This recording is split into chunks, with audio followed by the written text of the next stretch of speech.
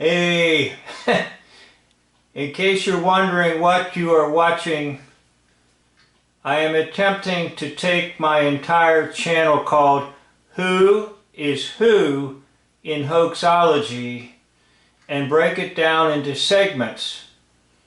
Now I feel this is extremely vital because I'm trying to take the mask off of these hoaxer liars so that you can see you've been fooled, you've been lied to.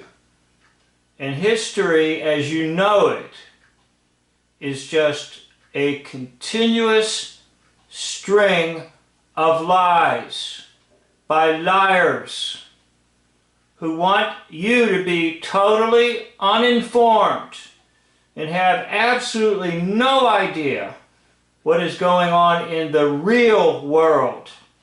Now they project a reel, R-E-E-L, a film or a shadow on the wall of Plato's cave so that you will know nothing. So I am attempting to help individuals realize you've been watching shadows cast on Plato's wall. You've been watching film and fiction, even though you have been told by your school system that it's history, even though you've been told in books that it's history, and you can't quite undo it. You can't quite get it out of your mind that this is history. So I'm going to try to debunk it. I'm going to try to expose it in these videos. So you are going to be watching my channel Who is Who in Hoaxology. You will see numerous videos come up on the screen. Those videos are going to be shown to you in fast speed so that I can get more on one particular 1 hour of showing. And if you like, you can always slow the speed up on the control mechanism in YouTube, and you can take it down to a more normal voice. So the voice that you will hear is my voice, and the work that you will be seeing is my work. And I hope and pray that it's a blessing to you, and I hope and pray it helps to keep you out of this hoax lie system. So I'm going to begin with my very first one here in this series, showing you that Ed Sullivan is really Richard Nixon, and Pat Nixon is just really Ed Sullivan's wife. Well, actually, Ed Sullivan may be a female, and Ed Sullivan's wife may be a male. Or they may both be females or both be males. I'm not entirely sure, but I know one thing. Ed Sullivan, the one who got and gave to us those really big shoes or shows, is Richard Nixon.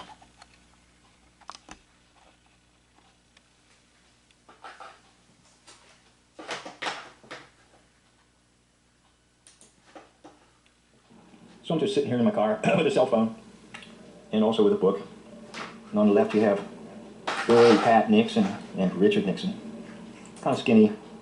And over here we have sort of early Ed Sullivan and Pat Nixon. Now notice in this Ed Sullivan and Pat, Ed Sullivan and his wife with the golf clubs. If you follow the golf club down to her leg, there's part of the M, and then her other leg and his leg, and that would give you your M for Mason. Now also golf clubs are magic wands. The one really famous for that is Bob Hope, carrying around a golf club everywhere he went. It actually was a magic wand, a rod, like in Exodus. The rods of the magicians of Egypt.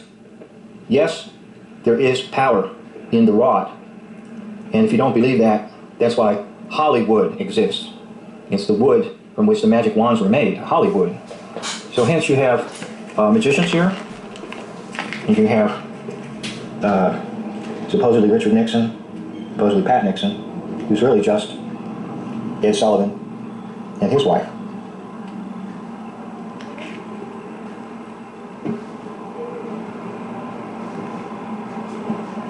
Now, I know I haven't put it through anything too scientific, and anybody that wants to, they can do so. And I'm not saying I'm perfect at it, but it's a definite. President Richard Nixon was played by Ed Sullivan. Pat Nixon was played by Ed Sullivan's wife. And there you have it. So basically just stay out of the Hoaxology system, because that's all you get. That's all you get are hoaxes and lies. There you see it again, the similarities. There's Pat Nixon on the far right, Richard Nixon on the right-hand side, and then Ed Sullivan and his wife on the golf course. Don't fall for the magic wands of the devil. Remember, the rod of Moses swallowed up the rods of magicians of Egypt. Because God's word is more powerful. The truth is more powerful than lies. So don't believe these liars anymore. All presidents were fakes. The reason for that is the United States of America, where America has always been under the power of England or the crown. And anything and everything you thought about independence was nonsense. And anything and everything you think about presidents and how some of them are good and some of them are bad is nonsense. Because they're all phonies. Every last one of them. Now there's one who's not a phony. And that is the Lord Jesus Christ. The Lord Jesus Christ is not a phony. You can trust in him. But you can't trust in these liars of this world. Just trust in the Lord Jesus Christ and believe his word. Thank you for watching. End of video.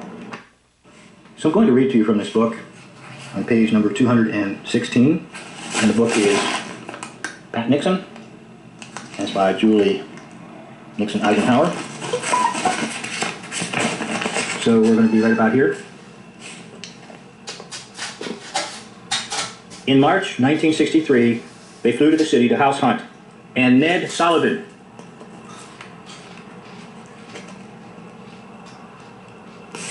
the son of Mother's beloved cousin Catherine, in whose home she had met Dr. Duke for dates, met their plane. Although the flight was delayed until about 2 a.m., Ned sensed no fatigue in the Nixons, only elation to be back in New York. All right, so it is Ned Sullivan. Now they do things like that to give clues to people. Let's get rid of the N. Ed Sullivan. Now who is Ed Sullivan? None other than Richard Nixon. And who's at Richard Nixon's site? Pat Nixon, which is actually Ed Sullivan's wife. And I'll show you that photo here.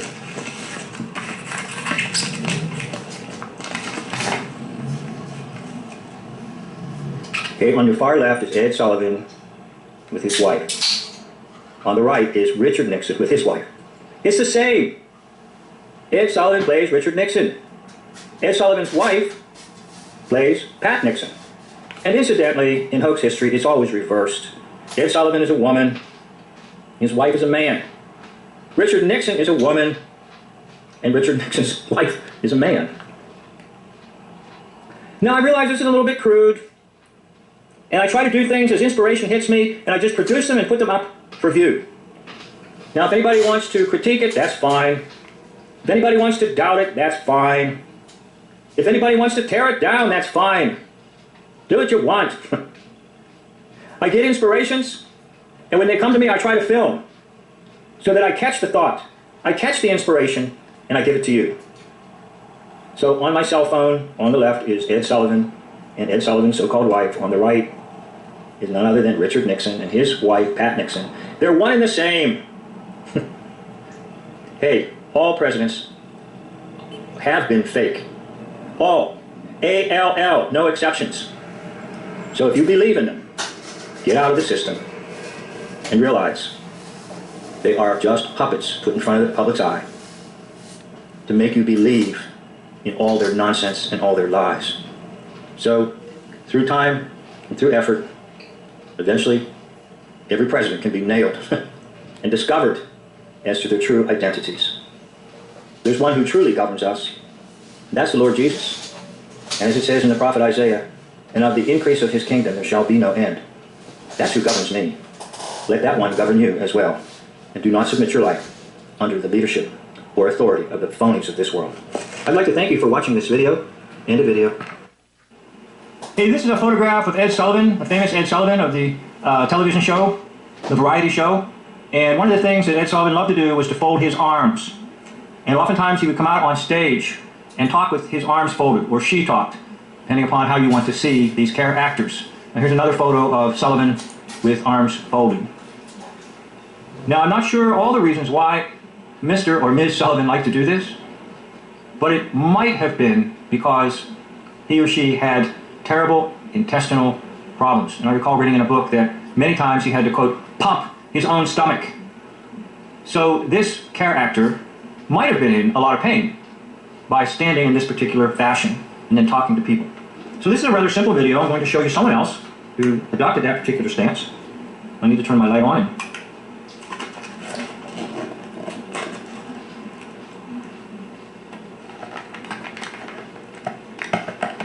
I think I got too much light there for you. So take a look at this one.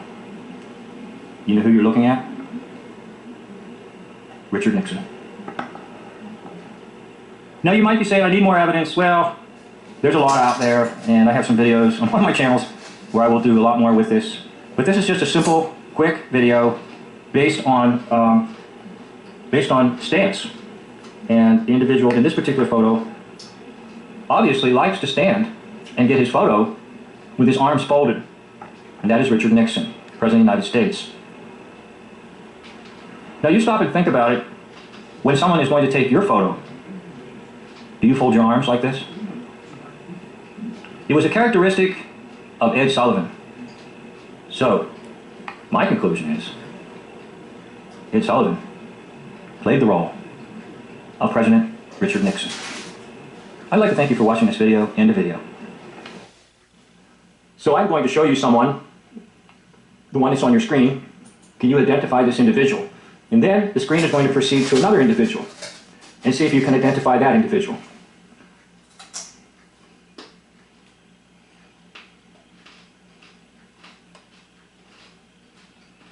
Okay, now we're going to go in reverse. This is reverse and slow motion. Who is that? Who is that? Keep looking. Now we're going to go back to the other image here in just a second or two. Can you identify that image?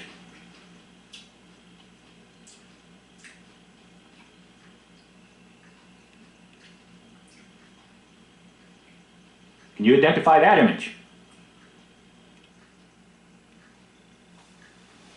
Okay, so let me go to my computer now.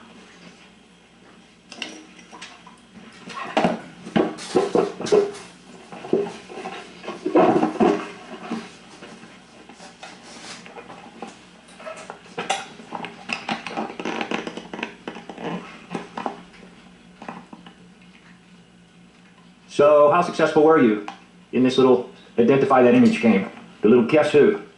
Okay, the first image you saw was President Grover Cleveland, here on the right. And the second image you saw was Geronimo. Now the meter comes up 36%, but that doesn't bother me. And I'll tell you why, because they use some prosthetics of some sort to enhance the face of Geronimo. But you can just see very easily, very simply, that both these individuals are rather large. We might even say obese. And that should raise an interesting question. If you think about the American Indians, how would you have an obese American Indian? Doesn't make any sense, does it? To have an obese American Indian, okay, Geronimo on the left with the headband on, and President Grover Cleveland on the right. 42%, a little better with the meter. But once again, I call your attention to body frame, and if you take a look at both of them, you'll see rather large, chunky faces. And usually, the President Grover Cleveland always has a mustache on. 39%. Again, it doesn't bother me, because if you look on the Geronimo face, right up here on the cheeks, they filled that in with something. But if you look at the nose on Geronimo and the nose on Grover Cleveland, it's identical. Okay? So I'm going to go to a new tool that I discovered, and maybe you already know about it, but you can use it too, and it's called Overlay. Whoop, where'd you go? There you go. Overlay.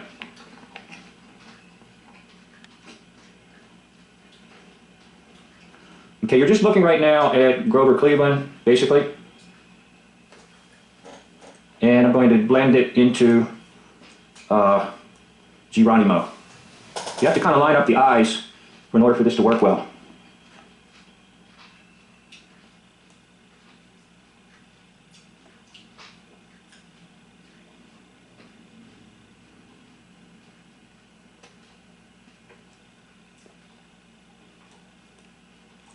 Okay, I'm doing it by hand. There are some programs that it's automated and makes it a little easier. But you're looking at Geronimo in his Western clothing.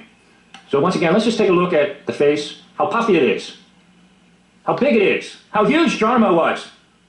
How do you have a huge Indian chief? Unless, of course, it's a fake. Geronimo was a fake. So now we'll go back to the blended image of Grover Cleveland.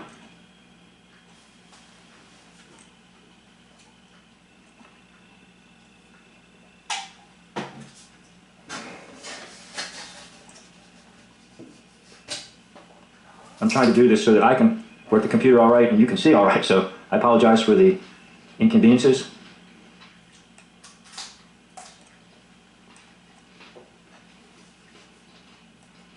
Okay, that's the two images blended with Grover Cleveland and Geronimo. Back to Grover Cleveland. So Grover Cleveland was rather huge, a large head, a large skull, large body frame. And guess what Geronimo was?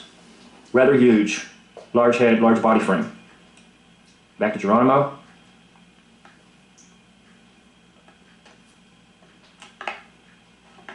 And let's just see Geronimo. Huge head, skull, large cheekbones, huge body frame. Now I believe what they did to sort of disguise Grover Cleveland, they added some prosthetics or something right here on the cheeks. These cheeks don't look natural. Okay? And isn't it interesting, Geronimo will dictate his biography while he's in prison. Geronimo will tour with Buffalo Bill. Come on! So I'm going to go back to the television set and try to let you see it, just watching it on this documentary thing. I picked up on it right away, and they do throw clues at you. And the clue that I picked up on certainly was the body frame. But also, there's Grover Cleveland. Look at large body, large nose. And his cheeks could be puffy, but they're even more puffy when he takes on the character of Geronimo. This is at the very end of the documentary. Okay, now, just one other thing to kind of seal the deal, and that is I usually like to go to the dates of birth, dates of death. So we'll go down back to the computer.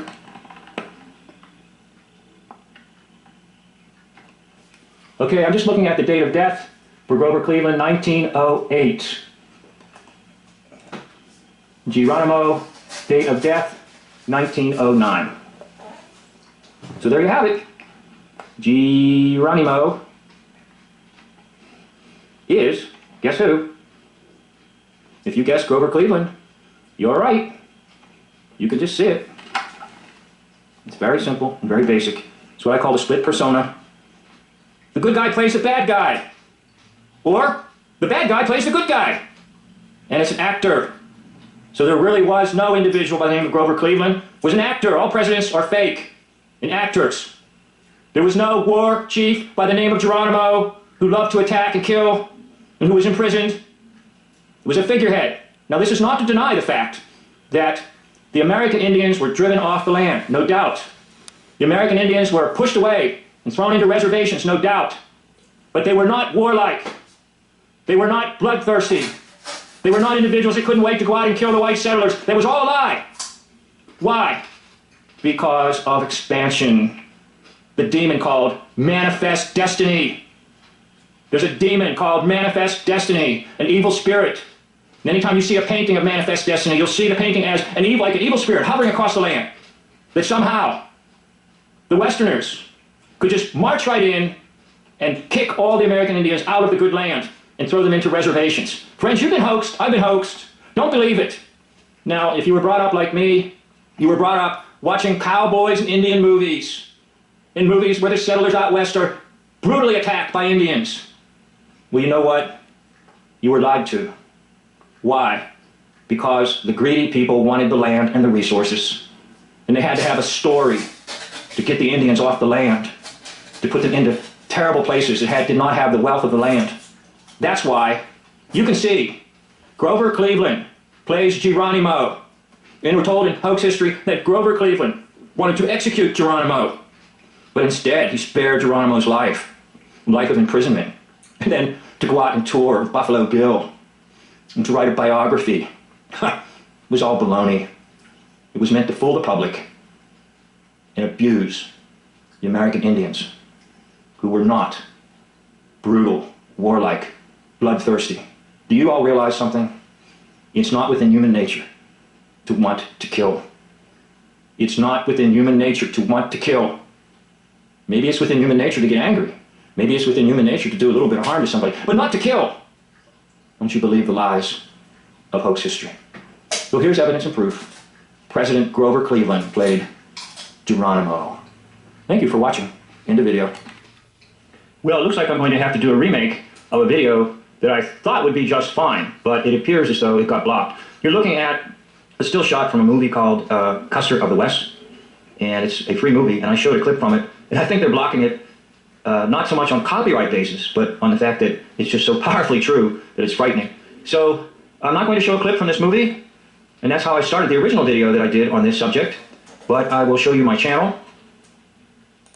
And there's the original title of the video.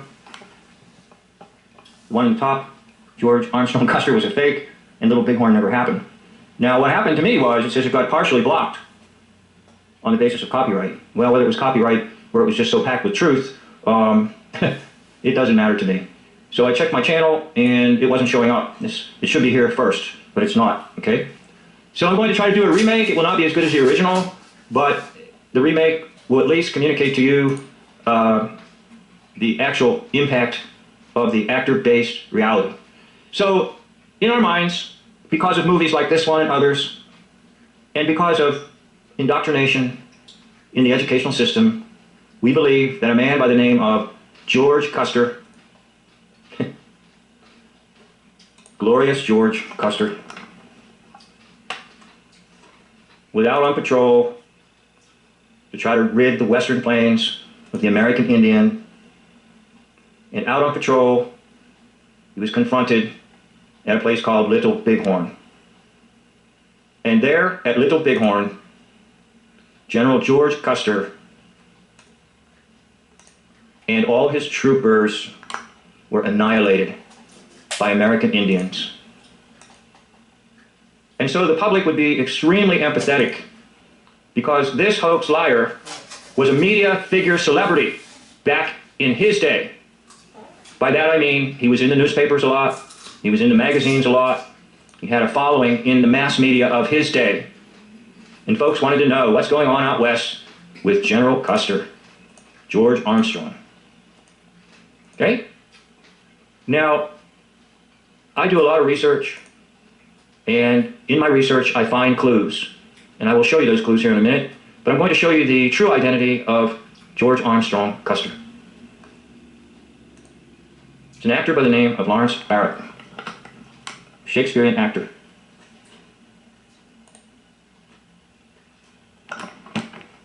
You can almost see it immediately, right? Especially the early photos of George Armstrong Custer and his curly hair, okay, in his early years. Now, Barrett was a Shakespearean actor. And Lawrence Barrett, who loved to put on costumes, will put on the costumes of none other than George Armstrong Custer. Here are these earlier photos of Lawrence Barrett speak volumes, showing you that you're basically looking at an actor playing the part of George Armstrong Custer. So let me go to the pic tri-iv, and that will help you.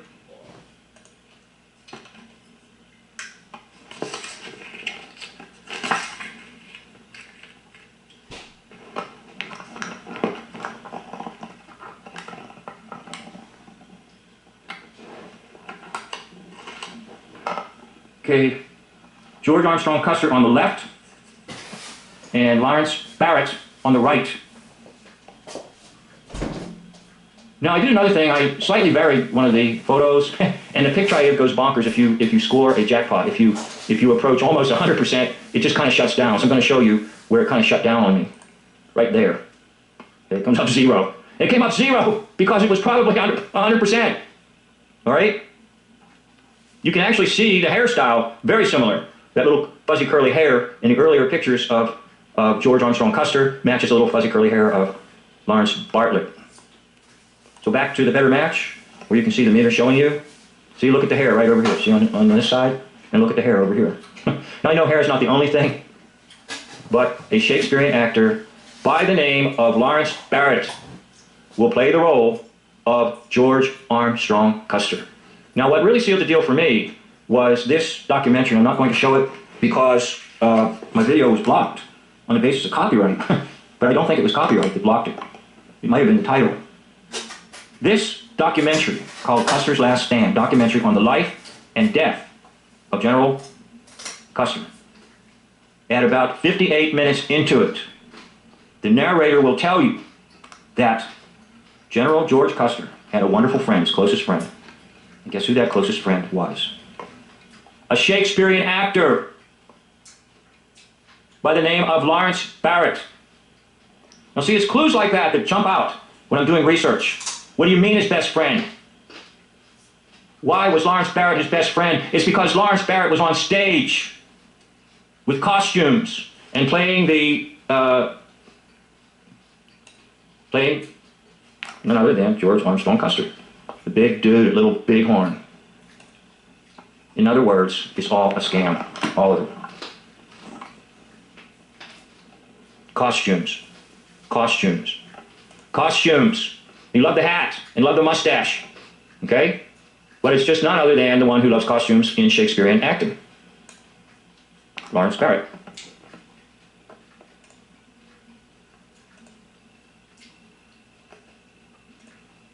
Okay, so did it really happen, Little Bighorn? Well, if you know that Custer is a fake, what do you think about Little Bighorn?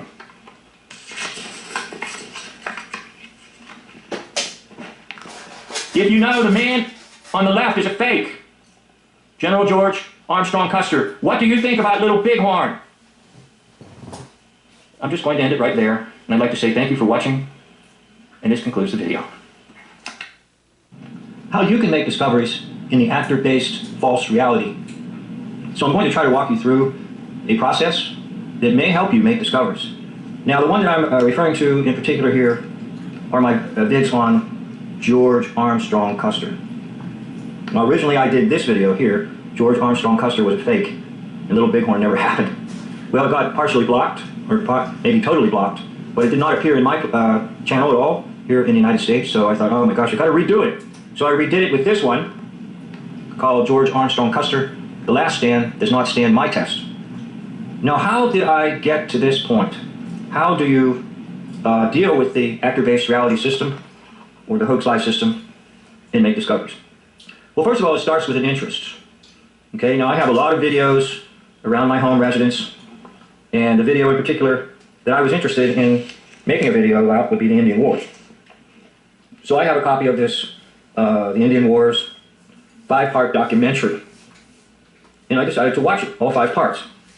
And as I watched it, I took a few notes, but I'm watching the videos for clues and things that would sort of pop up at me, and I could make some discoveries.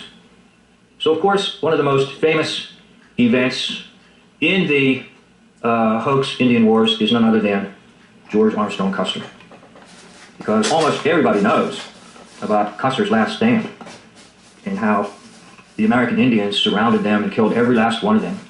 So George Armstrong Custer was annihilated in 1876 at the battle we know as Little Bighorn. So that sent me on a pursuit of learning more about this hoax character on the stage of false reality history named George Armstrong Custer. Now that's a movie that I tried to use in my video, my original video, that was probably blocked But if you watch this clip from this movie, the full Western movie, Custer of the West, full Western movie, it shows him with his men very bravely just shooting away at Indians as the Indians came and shot away at Custer and all his crew to conclude this 2-hour-plus movie. But the better and more informative narrative that helped me was this one. Custer's Last Stand documentary on the life and death of General Custer. And there were many clues in this so-called documentary, but this was the biggest clue of all. They came right out at me and screamed at me as I watched this. And the narrator will just calmly say that George Armstrong Custer had a very best friend, and the very best friend that he had was a Shakespearean actor. Aha, now you've got something. They're telling you that this actor played George Armstrong Custer. So all of this is occurring in my mind. Okay, I think you've got him. Let's see if we can nail him. So then you know me, if you watch my videos, I like to pick triumph. And the pick triumph will show Custer on the left and Barrett on the right. 72% match. Now one of the other things that I tend to look for is like the nose, the mouth, sometimes the ears. It's hard to get too close on the ears, or just a general impression. So the general impression of this is take a look at the hair on this side. My right would be their left. Take a look at the hair over here on Barrett, Lawrence Barrett. And take a look at the hair over here on, supposedly, General George Custer. It's almost a perfect match, just the hair. So this is an early photo of Custer here on the left.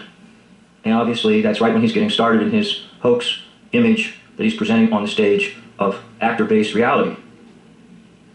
And then if you just look, generally speaking, at it and forget the meter and just say, well, what about the eyebrows? The eyebrows look pretty close. What about the nose? In my view, the nose looks almost absolutely perfectly identical.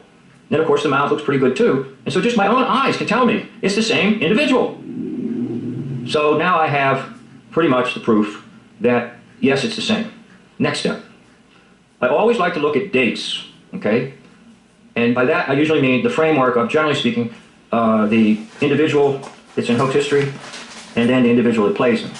So if we look carefully here on the dates for Custer, we will see that his birth date is 1839. Okay, 1839. So then I jump and say, well, what about Lawrence Barrett? What's the birthday of Lawrence Barrett? Birth year. And I'm not too worried about the actual day. Sometimes there's a pun on the day that they're born. Take a look. 1838. Now the date of death doesn't matter, because this actor, this Shakespearean actor, will die in 1891. But the character of George Custer dies where?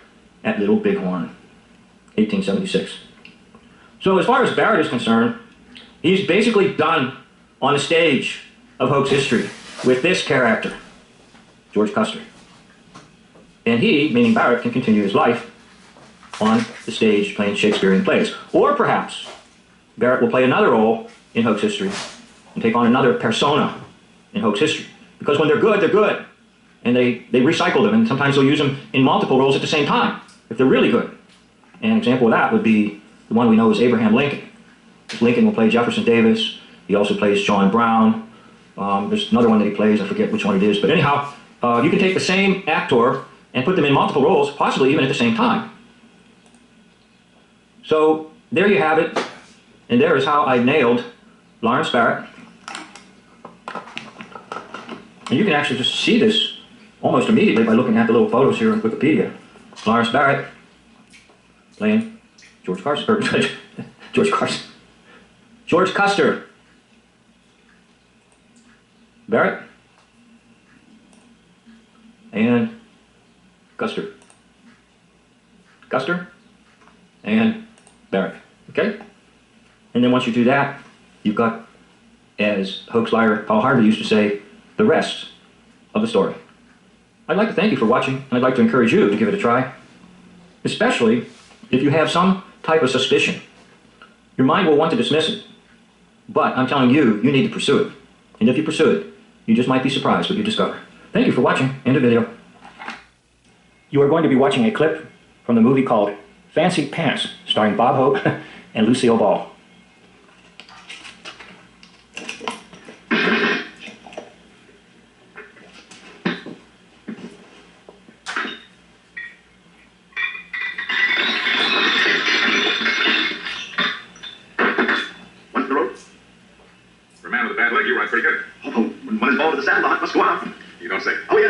Winstead coat of arms is a pair of riding breeches, rampant on the field of blisters. That's very funny. Now let's see you laugh your way out of this, Mr. Tyler. Tyler? Tyler? You are. Here's your picture, Mr. Tyler. I've been reading what they have to say about you. Here you are. Arthur Tyler, an American and an actor, but not a very good one. Oh, yeah, just a minute. There's one here that says it. Look at here. It says, Arthur Tyler gets a standout performance. Then you admit that you are Arthur Tyler. Oh, of course not. And what's your scrapbook gun under your pillow? I like to sleep with my head high. I'm Humphrey on a Grinstead, old fellow. Pip, pip, and all that sort of hard-dutty. I'm Humphrey. Grinstead. And all that sort of stuff. And I'd like to take my scrapbook. You know, the president of this whole town's going to be real upset when they find out how you and them plows try to make fools of him. Okay, supposedly President Teddy Roosevelt came to this town because there was an English gentleman there by the name of Grinstead that he wanted to meet. And so in the movie, President Teddy Roosevelt is actually involved. Okay? Now, this man here on the left is onto Humphrey. He is an actor, Arthur Tyler, who was recruited by a man who wanted to impress a lady, Lucille Ball, and Lucille Ball's mother. And so that man hired an actor off the stage to play Humphrey, a butler. Humphrey came to this town as a butler, but it was told that Grinstead, the English gentleman, would be in this town. And so the President of the United States is coming to meet Grinstead. So Bob Hope plays the actor, Arthur Tyler, and you saw the man on the left reveal to the one behind the bar, who's now playing the character role of Grinstead, the English gentleman that the President wants to meet. And the only reason he was there is because he was playing the role of Humphrey, a butler. So where am I going with all this? Well, Bob Hope, the actor that we know as Bob Hope, plays Hubert Humphrey, Vice President of the United States under Lyndon Baines Johnson, who, by the way, is actually John Wayne. So you have two famous actors playing roles in the mid-60s.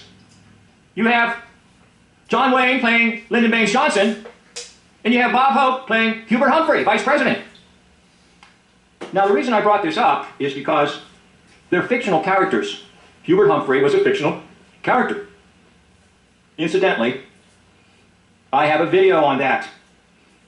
You know, if I remember, I'll try to leave you a link to show you that Bob Hope plays Hubert Humphrey, Vice President under Johnson. Where do they get these names, like Hubert Humphrey? Well, Bob Hope probably said, if I'm going to be involved in your political shenanigans, I'll take the name of a character that I played in a movie. And the credits at the end of this movie will just show the name of Humphrey. Was played by Bob Hope. But in reality, even the character in the movie is Arthur Tyler, not Humphrey. And Humphrey's listed in the credits at the end of the movie just with one name, Humphrey. No first or last name, just Humphrey, played by Bob Hope. So even in the names that are selected, there are clues. And I didn't discover this clue until I watched this movie. By the way, the movie's a rather delightful movie, and it's a fun movie, and it's a very sort of upbeat movie with lots of sort of slapstick comedy. And I just watch movies to see what I can find. And when I came across this, I said, Eureka! How do they get these names? Now, on one of my other channels, I did a video with an old Humphrey Bogart movie, whereby I tried to suggest that the name Jack Ruby, the so-called killer of Lee Harvey Oswald in the hoax assassination of JFK, that name was derived from a particular movie. And I forget the title of that video that I did, but I tried to suggest strongly that they pull some of these names out of movies or television roles or whatever, and the public is completely naive and doesn't realize that Humphrey, Hubert Humphrey, Bob Hope.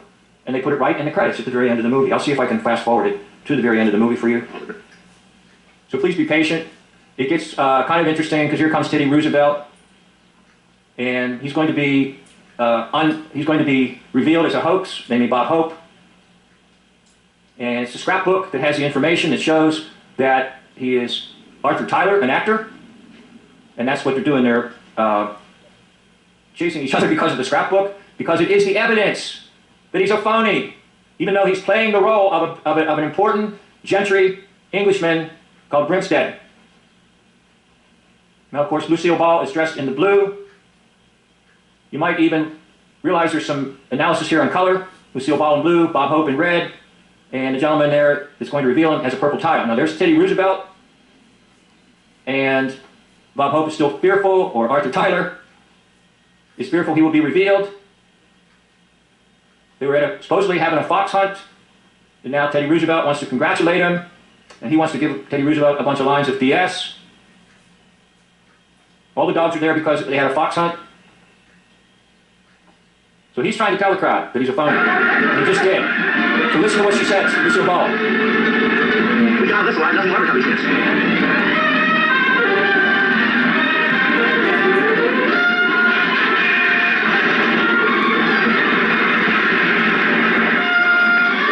Well, Lucille Ball yelled his name, Humphrey. I missed that part.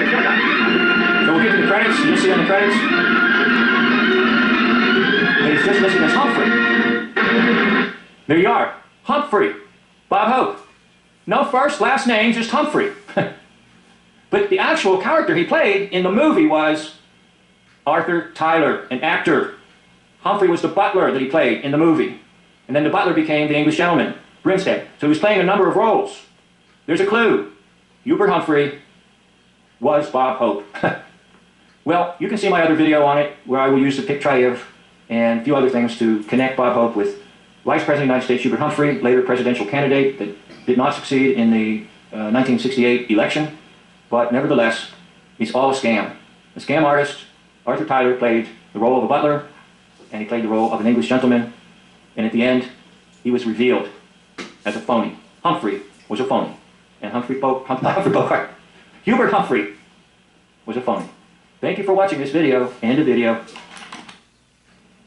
So why did D.W. Griffith, the great film producer, director, actor, in his epic film, The Birth of a Nation, quote Woodrow Wilson?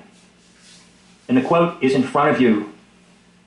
Now, the film, The Birth of a Nation, is considered to be the greatest racist film ever made. And D.W. Griffith is considered to be one of the leading film directors that paved the way for the movie industry. So why was this true? Sorry about that. These things happen to me.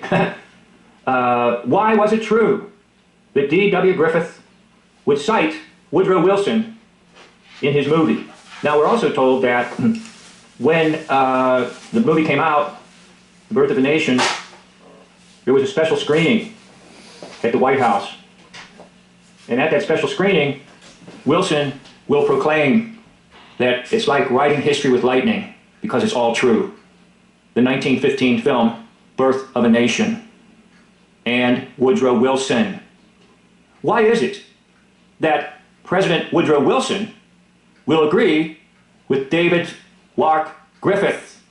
Why does there seem to be an agreement between D.W. Griffith and Woodrow Wilson and D.W. Griffith? Well, as you might anticipate, what I'm about to tell you, and that is, it's because they are one and the same. That's right, you guessed it. D.W. Griffith will play Woodrow Wilson. So bear with me here as I get set to take you to the picture.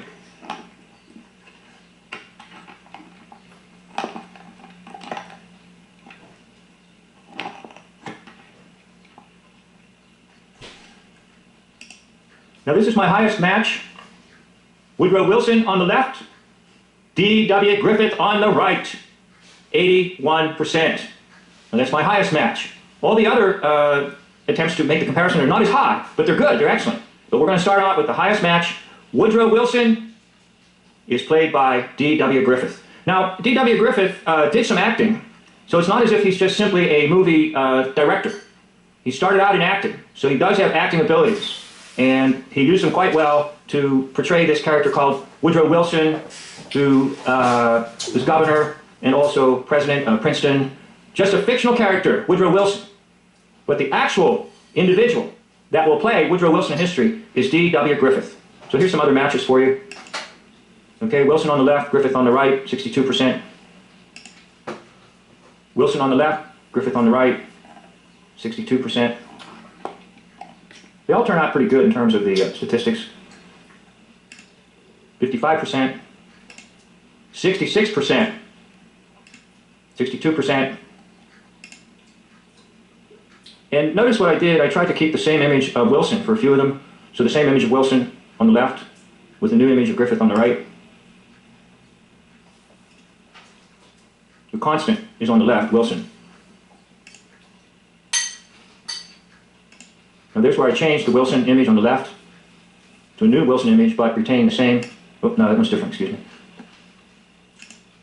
There's where I got the highest. Notice the Wilson image on the left is the same as this one, and it still comes up 62%. But there's my highest match, and I haven't used this meter. If you are doing like I'm doing and using the meter, and you go into 80%, it's an absolute definite, all right? Now remember, Griffith has had acting abilities, and also had at his availability all the techniques of makeup and use of mask, prosthetics, whatever, to play Woodrow Wilson in history. So back to my original curiosity. Why is it that filmmaker D.W. Griffith would include citations of Woodrow Wilson in his film, Birth of a Nation? And then why is it that at a special screening of Birth of a Nation at the White House, that Woodrow Wilson will exclaim, "It's like writing history with lightning"? Well, why is it true? Well, it's true because D.W. Griffith, on the right there, will play in history, hoax history, Woodrow Wilson. Now listen, all presidents are fakes. And I don't care what president you cite for me, eventually we'll find out who played that president.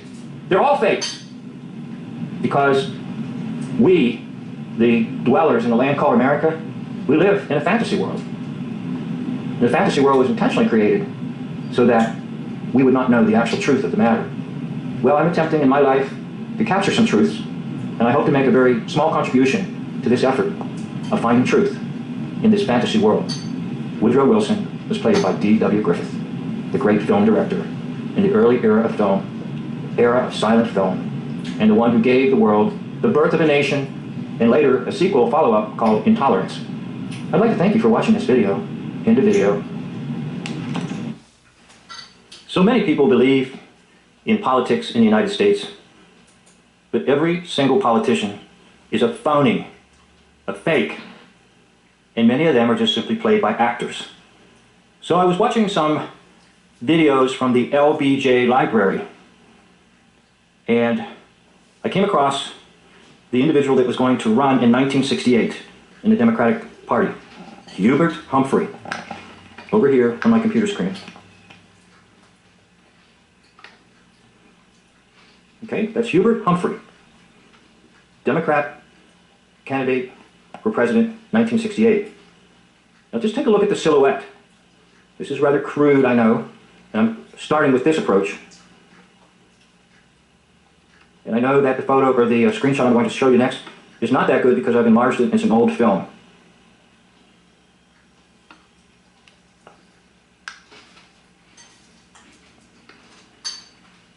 Just looking at the silhouette, the hairline, the forehead, the nose, the jaw, everything. And yes, even the ears. Now the one on the right, we've got a pretty clear picture of the ears, but the one on the left is not so clear because it's an old film. I had to magnify it to get it to that point. Incidentally, this one I spotted immediately, just by discernment. Okay, on your right there is Hubert Humphrey.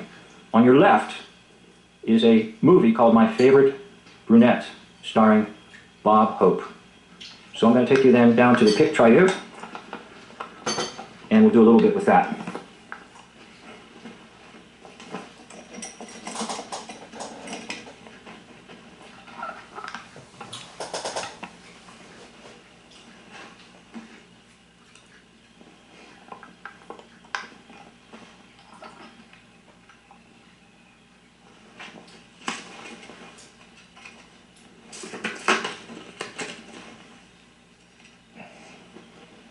Okay, on the left, the Democratic candidate for president in the 1968 election, Hubert Humphrey.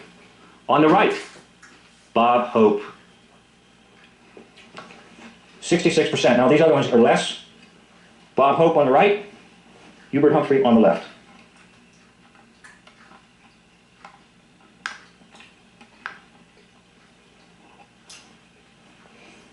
And one more.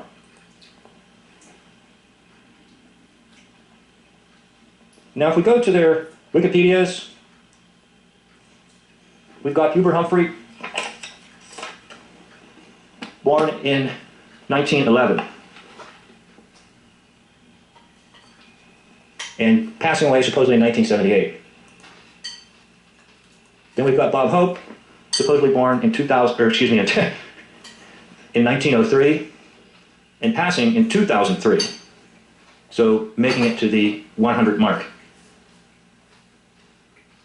Now it's very easy for his character that he played, which was Hubert Humphrey, to die off. And who knows if the actual Bob Hope really lived to be 100, because they can pull so many tricks on us. But once again, I'll take you back just to the silhouette, because basically I just spotted this one by sight, my eyesight. There's Hubert Humphrey. Take a look at the silhouette, the way the hair comes down, even the forehead, and the nose and the chin. Okay, and then we'll go over to Bob Hope.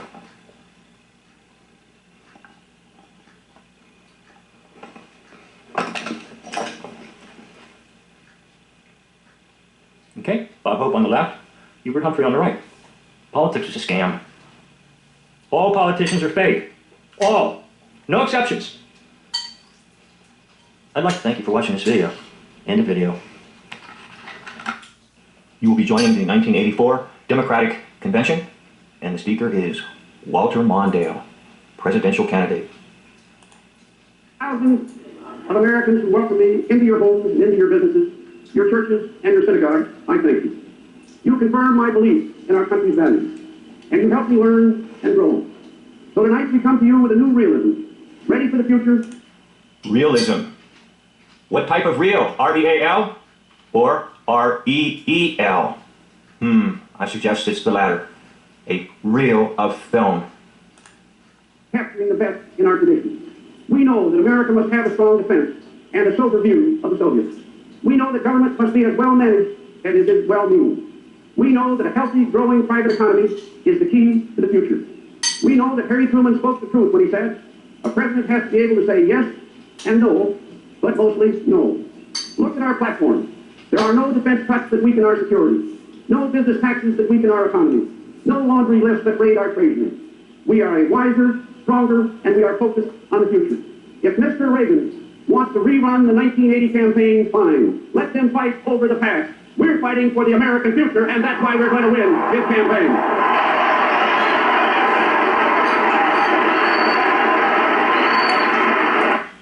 So the speech focuses on what we know. We, the truth community, know that all politics is fake. And the one that you observe there is just an actor. And so we'll get some help on that.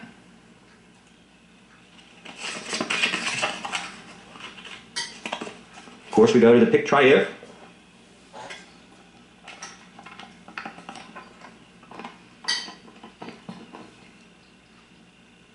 Okay, who really gave that speech? Gregory Peck. Mondale on the left, Peck on the right. Now, the image on the left is going to remain consistent so that you can see the results are consistent. Mondale, consistent, results. The new image of Peck gives a little higher percentage. Keeping Mondale a constant on the left, Peck on the right, 59%. Mondale consistent on the left, the new image of Peck on the right, again, consistent results. Oop, nothing there. Okay, we'll have to go to another set that I've done. And let me get there for you. Whoop, sorry about that, just hold on. I'll get there. Okay, there. Now this time, the consistent one will be on the right. Peck on the right, Mondale on the left. Okay, Peck on the right, Mondale on the left. Okay, keeping the image of Peck consistent, that one yields 75%. Keeping the image of Peck consistent on the right, 45%. Okay, we'll go back to the highest level, which is there. So basically speaking, all politics is fake. All. A-L-L. And yes, I'll dare to say even your local community politics has a lot of fakeness in it. Now the higher up you go with the higher offices, the more fakeness you'll find. The more fakery that you'll find. Okay? So when you get to the highest offices, such as vice president, president, yes, of course, they're all actors. Now why is that true? The reason it's true is that there's really no actual consistent government. The government that you think is in place is completely phony. All right? And any chance at having a real R-E-A-L government has been long buried in the gravel of time. So all that you see before you are actors. And that's what the news is. That's what all these conventions are, Democratic, Republican convention, and so forth. They're just actors, like Gregory Peck, playing the role of Walter Mondale. I'd like to thank you for watching this video. End of video.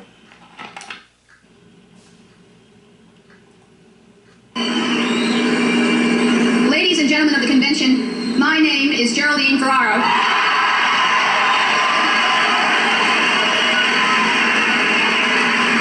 We don't know what your name is for sure. You take on hoax names. I stand before you to proclaim tonight, America is the land where dreams can come true for all of us. What type of dreams? You know, there are several types of dreams. One of them is a nightmare.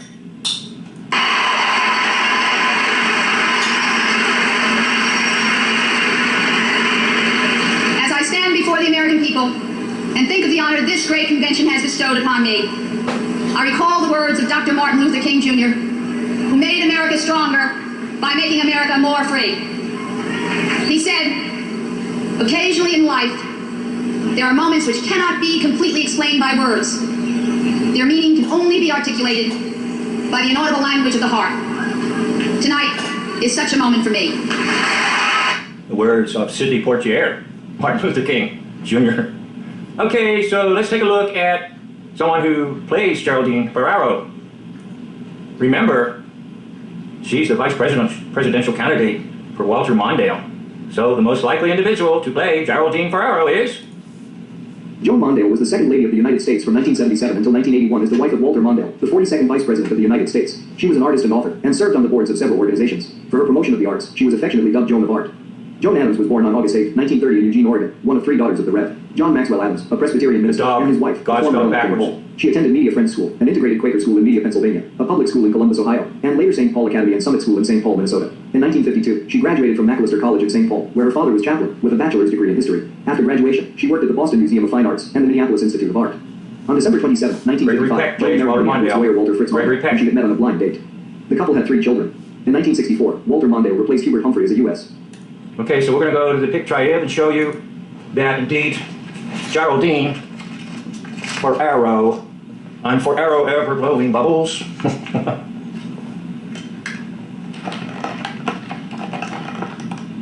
Geraldine Ferraro is Joan Mondale. Or put it another way, Joan Mondale is Geraldine Ferraro. So what I'm going to do is I'm going to keep the Geraldine Ferraro on the left consistent, and I'll change the one on the right. So you can see you get consistent results with this particular individual. 62% match, 49% match, 62% match, 62% match, 55% match. So Geraldine Ferraro is none other than Joan Mondale. And who plays Joan Mondale? Well, I haven't nailed that yet, but the most likely suspect would be whoever was married to Gregory Peck, because Gregory Peck plays Walter Mondale. So all politics is just nonsense. But the nonsense is packaged extremely well and presented extremely well so that the American public buys the nonsense for politics, thinking and believing that there is a genuine government in place. Not true. There's only a phony government in place. I'd like to thank you for watching this video.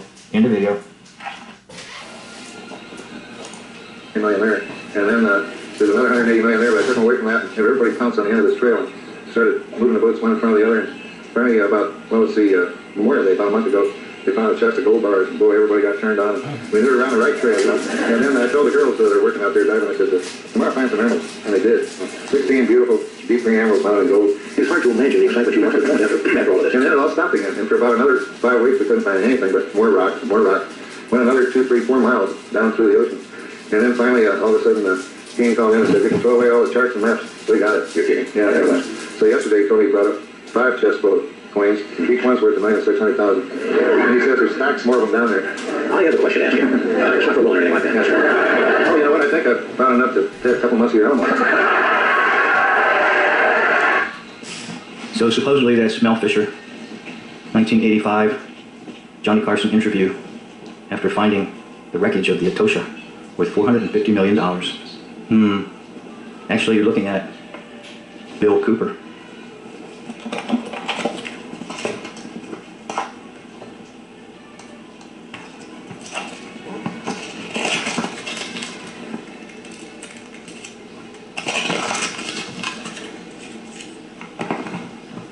So you can see Mel Fisher on the left, Bill Cooper on the right.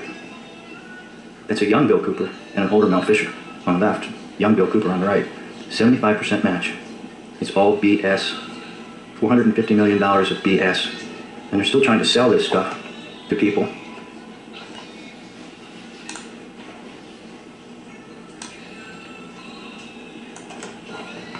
As you can see here, selling coins. They're just fakes. It was all a bunch of BS.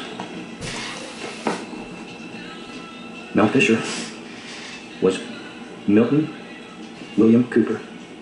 Of course, that's not his real name either, Bill Cooper. He's a hoaxer too. So the hoaxers played numerous roles. 1985, Etosha treasure, $450 million, worth nothing because they're actors. Supposedly it's the most greatest shipwreck treasure ever. Well, it's the biggest BS story ever. Mel Fisher was played by Milton William Cooper. Thank you for watching. End of video. Hey, at the time of doing this video, my internet is down, so I am going to attempt to do it without showing you clips from different things. And the first clip I was going to show you was President Dwight Eisenhower's final address to the nation, in which he warns about the military-industrial complex. So this is the very, very tail end of that video, whereby he takes off his glasses and he says he looks forward to being a citizen, thank you, and good night. So it's the very, very tail end of the Eisenhower farewell address. Now what I'm going to point out to you is this.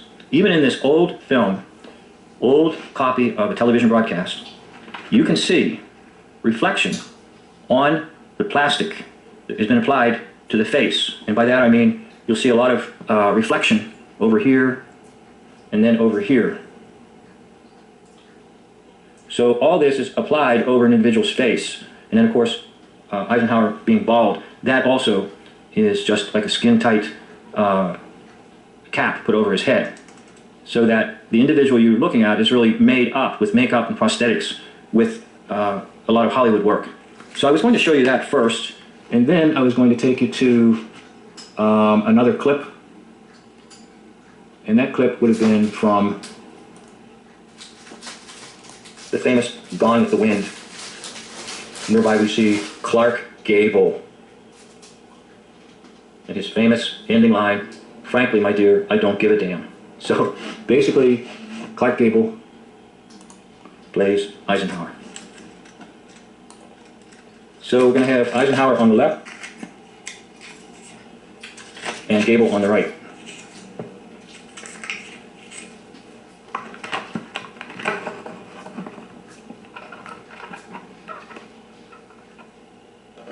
Okay, Eisenhower on the left, Gable on the right.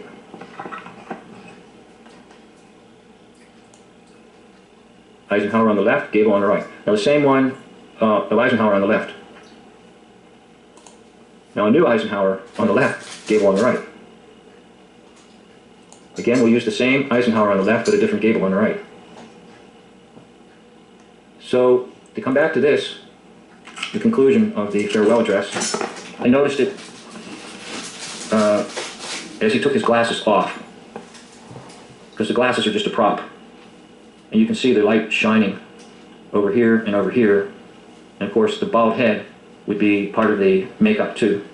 Because really you're just looking at none other than Clark Gable. Quite frankly, my dear, I don't give a damn.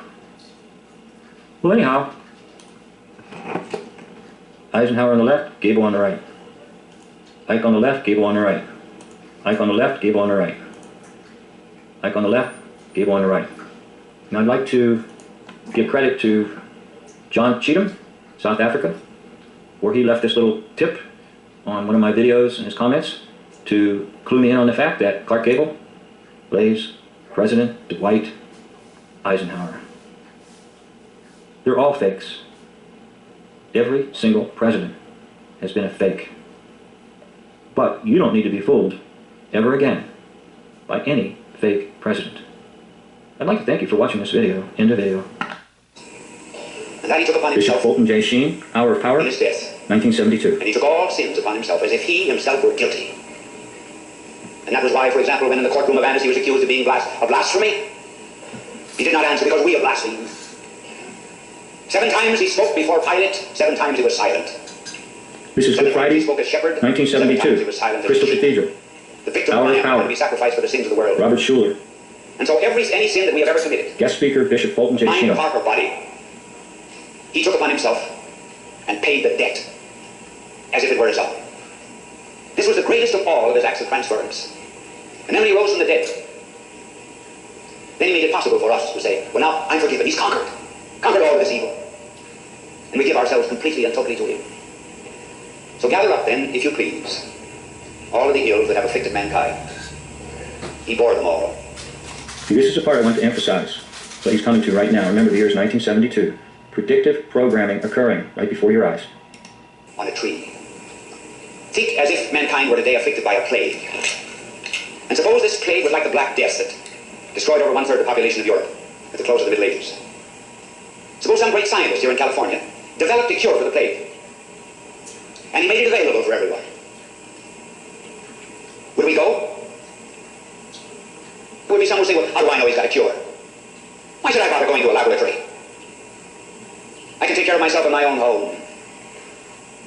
And so we would die of the plague. And that's the way it is with the cross of Christ. He has to... We give ourselves completely and totally to him. So gather up then, if you please, all of the ills that have afflicted mankind. He bore them all on a tree. Think as if mankind were today afflicted by a plague. And suppose this plague was like the Black Death that destroyed over 1/3 the population of Europe at the close of the Middle Ages. Suppose some great scientist here in California developed a cure for the plague. And he made it available for everyone. Would we go? There would be someone who would say, well, how do I know he's got a cure? Why should I bother going to a laboratory? I can take care of myself in my own home. And so we would die of the plague. And so we would die of the plague. Take a close look at this dude. I'm doing right away. Keep in mind, he has a costume on. The bishop's cap, the bishop's purple outfit, the extensive cross, lots of makeup, little extra prosthetics. Who is Bishop Fulton J. Sheen? Well, we're going to find out.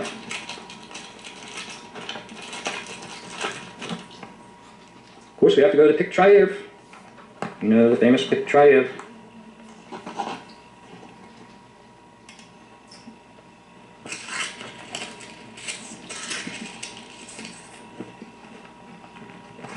Okay, Bishop Fulton Sheen on the left, Charlton Heston on the right. Now the same Sheen will be on the left, a different Charlton Heston on the right, 69%. The same Sheen on the left, Fulton Sheen on the left, Heston on the right, a young Heston, 69%. Woo! Look at the difference, a young, sort of middle-aged, 69%. Now, let's change the Fulton Sheen on the left and put a Charlton Heston on the right, 52%. Same Fulton Sheen on the left, Charlton Heston on the right, 55%. Now here's one that knocks the socks right off everyone. It will show you Bishop Fulton Sheen was played by Charlton Heston. A whopping 75%. I knew this one right away. And Bishop Fulton Sheen has an interesting history in terms of religious broadcasting, representing the Roman Catholic faith, and also the introduction of pop psychology into the field of faith. I must admit I was drawn into Bishop Fulton Sheen and found a lot of his talks very interesting. And it took a little while, but I eventually identified him. So don't believe anything Fulton Sheen says, because you're really just looking at Charlton Heston. As always, I'd like to thank you for watching this video. End of it. Okay, I'm going to stop this portion of trying to capture my channel Who is Who in Hoaxology. That's what I've been trying to do in this video, is to capture my entire channel, and this is in segments.